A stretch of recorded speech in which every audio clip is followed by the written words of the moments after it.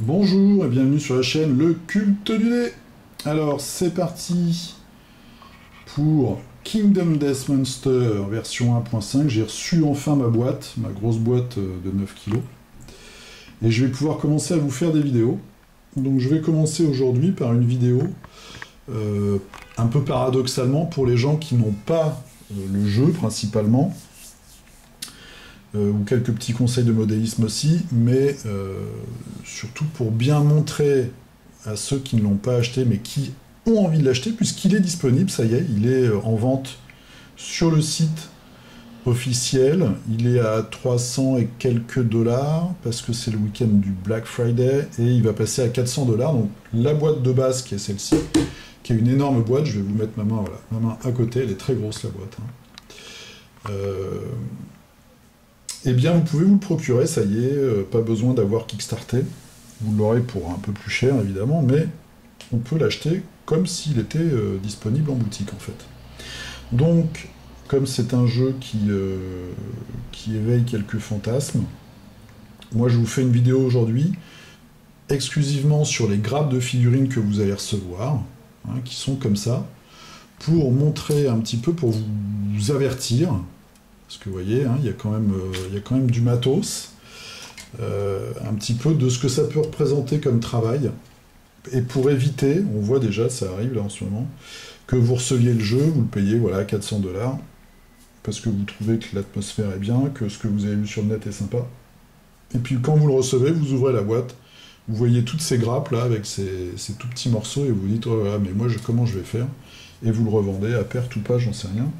Mais c'est jamais très agréable, donc je vous fais une vidéo, un peu pour... on va faire le tour des grappes ensemble, et puis pour vous prévenir.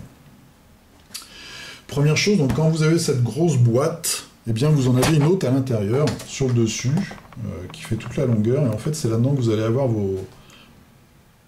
vos figurines. Pour ceux qui posent la question sur les forums ou les pages internet, les notices de montage, vous voyez, il y a l'adresse sur la boîte des figurines, les gars. Hein, il suffit de taper ça dans votre navigateur et vous arrivez sur le site où vous avez les notices de montage. C'est pas compliqué la vie. Sur le site officiel, donc vous tapez Kingdom Death Monster, vous avez aussi des tutos de peinture qui sont pour certains très bien faits. J'ai pas été au fond des choses, moi j'ai juste regardé, j'ai lu, j'ai cru comprendre qu'en fait c'est des gens qui peignent, et en fait ils leur demandent après de mettre le tuto en ligne ou d'expliquer un petit peu comment ils ont fait. Mais il y en a qui sont vraiment très sympas, assez poussés, de très bon niveau. Donc quand vous recevez votre boîte, vous avez une première grappe, puisque l'histoire va commencer, vous allez avoir 4 survivants, et vous allez affronter un lion, une espèce de lion albinos avec des mains humaines. Et vous avez donc une première grappe qu'il va falloir assembler pour pouvoir commencer votre partie, commencer cette espèce d'affrontement entre 4... alors, on ne sait même pas si c'est des humains hein, dans le jeu, tout ça est très mystérieux, en tout cas 4 survivants et puis un monstre. Voilà comment ça se présente. Donc vous avez, c'est des grappes de plastique, hein, tout bêtement, qu'il va falloir dégrapper et coller. Donc vous voyez, vous avez un premier corps ici masculin, où il va falloir mettre la tête, il a une main, donc on a du bol, il a une autre main ici, là il va falloir mettre une jambe. Un deuxième corps masculin, une femme qui se trouve ici, vous voyez, il lui manque une jambe et 2 bras. Et puis la deuxième femme, elle est en petits morceaux, voilà, là on a son torse, et puis on a tout un tas de morceaux. Il y a un autre personnage aussi sur cette grappe, hein, qui est le boucher. Donc il y a des parties un petit peu particulières, très très décorées. C'est pas les survivants qui, eux, ont tout simplement un petit pagne et une lanterne. Et pour certains, une pierre. On voit ici, vous voyez, les bras avec la petite pierre. Et le lion, vous voyez, il y a 2 grosses parties là pour la crinière et le corps. Après, vous avez les pattes arrière, enfin les cuisses arrière. Les cuisses, on va dire. Et puis les bras, mains, avec les autres parties qui se trouvent là. Voilà. Alors, pourquoi je vous montre ça? Qu'est-ce qu'il y a là-dedans? Alors, des grappes, elles ont toujours le même système, c'est-à-dire qu'on a notre grappe, Et puis vous allez trouver comme ça sur des espaces ce que c'est. Donc là par exemple on voit c'est les figurines du prologue qui vient de la boîte de base, Core 7. Donc on va pouvoir se repérer comme ça. Alors je vous préviens, ces figurines là de survivants, ce sont les figurines humaines les plus simples des grappes. C'est-à-dire que dans les autres grappes, je vais vous montrer tout de suite, il va falloir encore plus assembler les personnages. Et c'est normal puisque c'est un des points forts du jeu, c'est la modularité des figurines, puisque l'aventure fait que vous allez combattre des monstres, vous allez gagner de l'équipement, vous allez crafter, enfin vous allez gagner des ressources qu'ensuite vous allez associer pour pouvoir faire des équipements. Et du coup, vous allez pouvoir avoir des personnages complètement customisés. Une deuxième grappe avec un autre monstre. Je vais vous montrer les monstres en premier. Donc ça, c'est l'antilope hurlant, pardon, vous voyez. Hop, les deux parties du corps, la queue, là il y a une corne, après il y a encore des morceaux d'armure parce que c'est un autre personnage. Enfin, c'est deux autres survivants, en fait, qui sont les survivants qui s'accouplent, on va dire. Et puis là, il y a encore aussi un corps armuré.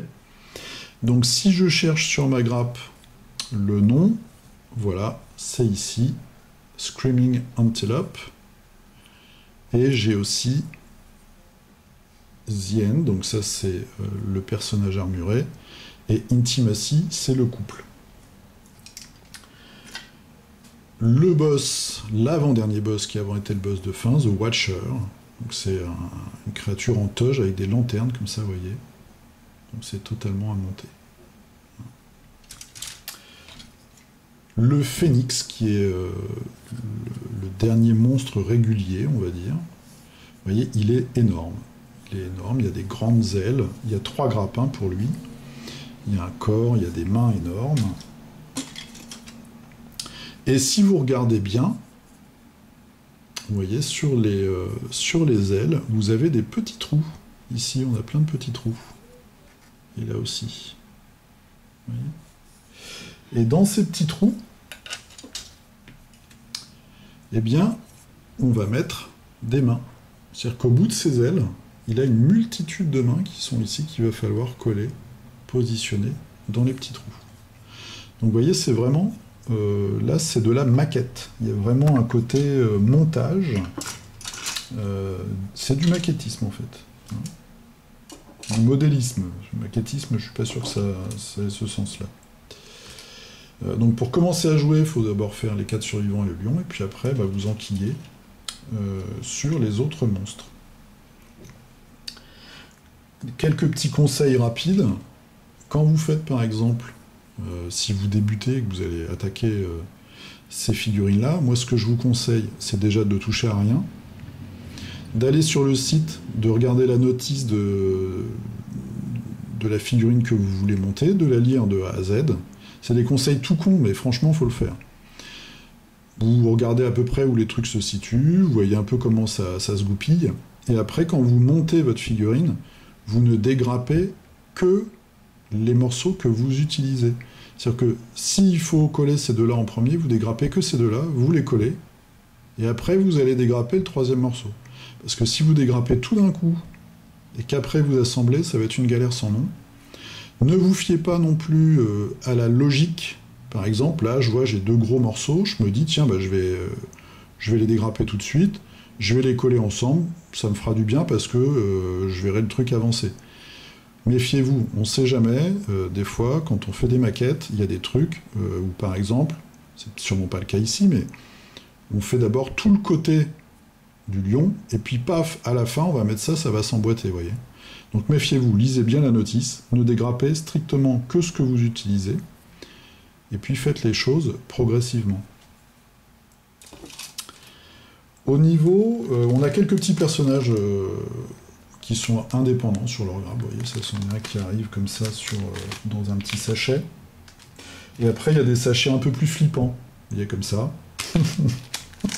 Où ça? Il est flippant celui-là. Il y a plein de petits morceaux.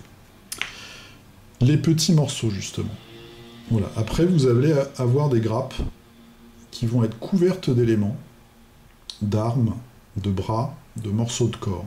Vous voyez, ça c'est vraiment ce que vous allez utiliser ensuite, quand vous allez faire progresser vos personnages, et que vous allez vouloir... Alors, on fait ce qu'on veut. Moi, je sais que je vais faire le début, je vais coller le début. Et puis après, je vais regarder un petit peu, non pas par rapport à ma partie, mais par rapport aux armes, aux positions, aux combinaisons possibles, ce qui me plaît le plus au niveau esthétique.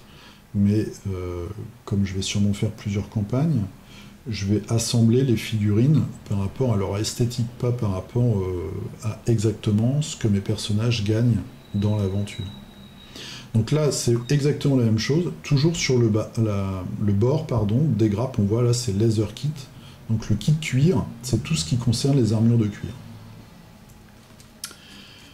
Ensuite, alors c'est quoi ça? Qu'est-ce que c'est que ça?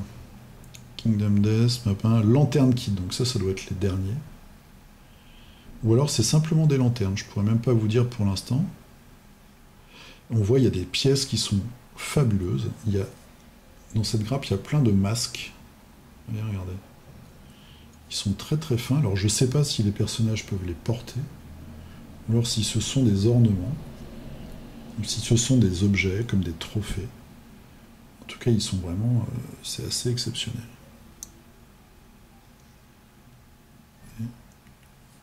Plein de choses comme ça.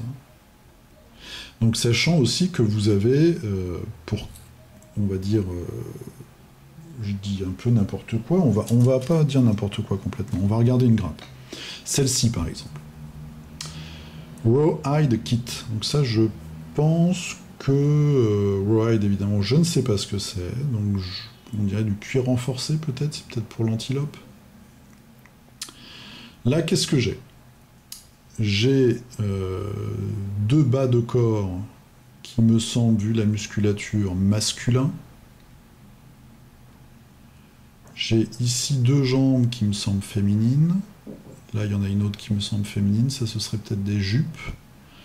Là, j'ai 2 torses masculins et là, j'ai 2 torses féminins. Donc, sur une grappe, j'ai de quoi monter 4 personnages. Et j'ai encore un masque. Moi, j'adore tout ce qui est masque et casque. Et j'ai des armes en triple, j'ai des épées, j'ai des faucilles, des fouets, des haches, une multitude de têtes. Donc ce qui fait que quand j'aurai monté mes 2 femmes et mes 2 hommes, il va me rester plein d'éléments. Il va me rester plein d'armes, il va me rester plein de petites décorations, de petites choses que je vais pouvoir placer soit sur d'autres figurines, soit pour customiser mes socles par exemple, ou pour d'autres gammes de figurines. Il y a vraiment, vous allez voir, il y a des choses, il y a des petits clins d'œil. Alors, qu'est-ce que c'est que ça?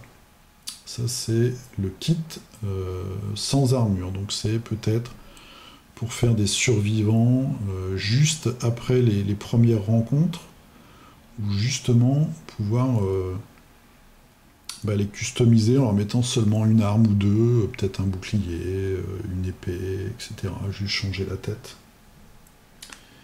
Est-ce que celui-là, je vous l'ai montré? Ouais. Donc, alors, voilà, vous voyez, il y en a plein. Il y a une multitude de grappes quand même. Celui-ci, c'est Screaming Fur, la fourrure hurlante, donc c'est par rapport à l'antilope. Vous voyez là, on a une masse. C'est une tête en fait. Très bien détaillée, une énorme épée. Donc là aussi, les corps sont en morceaux, des carquois, des katanas, des grosses épées, voilà, il y a tout un tas d'épées, des hachoirs, c'est les hachoirs du boucher qu'on peut gagner, des boucliers. Et alors, vous remarquez autre chose, c'est que les pin-up, elles sont très voluptueuses, on va dire. Elles ont des courbes plus qu'avantageuses, hein. Elles ont voilà, des gros seins, des gros culs. Et là, c'est pas vraiment le cas. Là, on est vraiment sur des anatomies, en tout cas de corps, qui semblent... alors, c'est des gens, voilà, ils sont pas obèses, hein, parce qu'il faut courir et il faut se battre. Mais voilà, c'est pas abusé. C'est des gens qui sont en forme, on va dire. Donc là, on a des lances, vous voyez, on a énormément d'armes différentes, des haches, des fourreaux, encore des espèces de katanas qui pourraient ressembler à des armes elfiques, des arcs. Des boucliers, donc voilà. Donc comme ça, on en a, je sais pas, je les ai pas comptés, mais on a tout un tas tout un tas de grappes,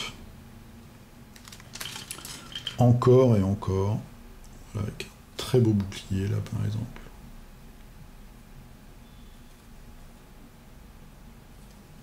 On se croirait, là, je jouais à ça avant, l'hôtel des ventes de World of Warcraft. Il y a plein d'objets. Qu'est-ce que c'est que cette grosse tête de mort? Eh bien ça, c'est le socle du nouveau boss, du nouveau dernier boss. Donc là, on voit il est en morceaux. Voilà, ça c'est pas sa tête, c'est sa masse, je crois. Il y a des nouveaux personnages, donc il y a le vieux survivant et la jeune survivante, qui est ici en tout petits morceaux. Donc là, il est difficile de savoir à peu près à quoi ça va ressembler. Vous voyez, par exemple, lui, on a 4 fois, c'est un club en os, os. Son bâton ossifié, comme ça, avec plein de morceaux à la fin, ça fait grosses dents, etc. C'est bien gore. On l'a en 4 exemplaires. Là, on a une grappe sous cellophane, je sais pas trop ce que c'est. Screaming Fur Kit, bah si, c'est un ajout encore, pour faire d'autres armes, des masses, des masques, peut-être des choses qu'on rajoute sur la tête sans être vraiment un masque, des protections. Ça, c'est la même chose, mais pour le phénix, avec des casques, ils font un peu casque grec. Voilà, plein de têtes. Plein de choses. Donc on a énormément d'éléments comme ça. Énormément d'éléments. On a encore des têtes avec des coiffes. Très spéciales. Et nous avons les socles. Alors les socles, ils arrivent dans une sacoche comme ça, il y a plein de socles. La petite déception, tous les socles viennent en 2 parties. Vous avez une partie comme ça, qui se met en dessous en fait, et avec un insert qu'on met dedans. Cloc. Et on en a une dizaine qui sont texturés avec les fameux visages qu'on trouve sur le plateau et qui sont en fait le sol de l'univers où l'aventure se déroule. Moi je vais essayer de me faire un moulage de ça pour qu'ils puissent tous être texturés. On arrive jusqu'à des très grands socles comme ça, plats. Enfin il y en a un comme ça, c'est pour le phénix. Puis il y a différentes tailles. Il y a différentes tailles comme ça. Voilà. Ah, il y a aussi cette arme énorme, là, qui ressemble un petit peu... enfin, ça fait très berserk. Donc, tout ça pour vous dire que si vous pensez à acheter ce jeu, eh bien, soyez conscient que pour jouer, vous allez devoir monter vos figurines et qu'elles vont arriver en tout petits morceaux comme ça. Je vais les compter vite fait. On en a 6, 7, 8, 9, 10... On a 10, 11, on a 11 grappes pour les persos avec plus 3 petites grappes, et puis on en a 4, on a une douzaine de grappes. 3-4 pour les gros monstres. Vous voyez là, on voit sa tête en fait. Enfin sa tête, sa capuche. Voilà. Et sinon c'est une espèce de grande cape comme ça. Avec des trous pour envoyer des. Pour emboîter des chaînes avec des lampes.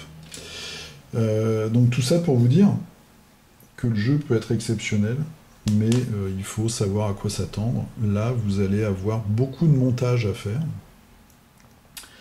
J'ai regardé, il y a quand même, il y a du montage à faire, et puis il y a aussi de l'ébardage, et vous allez avoir des fois des petites, des lignes qu'il va falloir colmater. Par exemple, entre ces deux parties-là, il va y avoir une ligne qu'il va falloir remplir avec de la green stuff ou du milliput, ou essayer de voir ça à la colle, ou le laisser. Et puis après, il va falloir le peindre. Bon, tout ça, évidemment, j'ai vu par exemple une technique de peinture monochrome, avec une espèce d'effet un peu vieille pierre fissurée qui rend vraiment super bien. Donc pour avoir des idées ou des conseils, vous pouvez aller sur le groupe Facebook The Gambler Nest. Donc Gambler, c'est G-A-M-B-L-E-R. Je sais plus s'il y a un apostrophe Nest, N-E-S-T, je mettrai le lien dans la description de la vidéo. Et là, c'est le groupe Facebook francophone. Vous allez voir, il y a plein de gens qui peuvent vous renseigner. Donc, vous pouvez tout à fait trouvé ce jeu fantastique. Moi, je pense qu'il est très très bon, mais il faut être conscient qu'il y a un boulot énorme à faire. Donc, soit c'est vous qui le faites, soit vous payez quelqu'un pour le faire, ou vous avez un copain qui vous le fait gracieusement. Mais là, il y a vraiment énormément de taf. Pourquoi pas investir à plusieurs et le faire à plusieurs. En tout cas, voilà, je voulais faire juste cette petite vidéo pour vous prévenir et puis vous montrer un peu ce matos en détail. Donc toutes ces figurines qui sont très fines, qui sont très belles et qui sont aussi assez exigeantes. Je vous dis à la prochaine. Je vous montrerai pas forcément le reste du matériel parce que ce serait sûrement parfois vous dévoiler un certain nombre de choses. Je ferai peut-être une vidéo par contre de la progression, moi que j'ai de la construction et de la peinture des figurines. Et puis après on va se lancer dans une partie, une campagne, que je jouerai solo et que j'essaierai de faire la plus démentielle possible. Voilà, je vous dis à très bientôt, à plus, jouez bien, prenez bien soin de vous.